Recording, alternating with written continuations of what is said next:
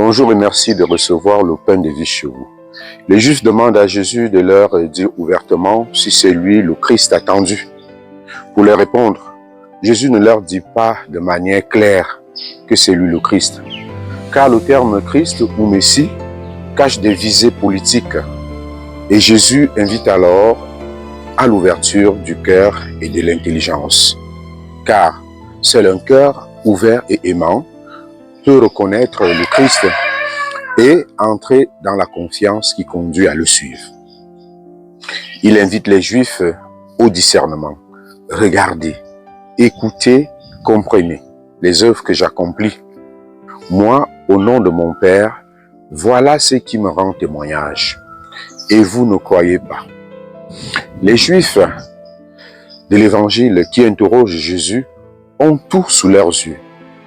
Jésus ne leur cache rien, mais leur cœur est fermé au signe que Jésus fait. Ces Juifs ne croient pas Jésus parce qu'ils ne sont pas ses brebis. Sinon, ils écouteraient sa voix et le suivraient. Pour connaître qui est Jésus, il faut être ses brebis, c'est-à-dire de ceux qui l'écoutent et le suivent. Jésus, on ne le connaît qu'en marchant à sa suite. Et pour connaître Jésus, il faut donc devenir pour lui un ami, un familier, un disciple, un intime. Dieu ne se dévoile que dans une relation. Pour le connaître, il faut se laisser rencontrer par lui.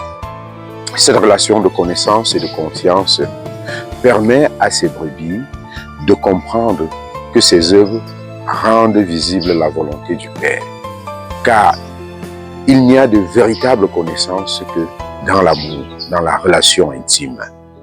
Les œuvres de Jésus manifestent alors sa relation au Père et il peut dire, le Père et moi, nous sommes un. Oui, mes chers amis, seule la foi peut nous le faire comprendre et nous faire être des brebis pour le Seigneur. Et la foi ne s'impose pas, elle ne peut que se proposer.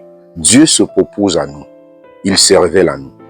Chacun de nous a donc le pouvoir de choisir d'être ou de ne pas être une brebis du Seigneur, d'accepter de le suivre ou de ne pas le suivre.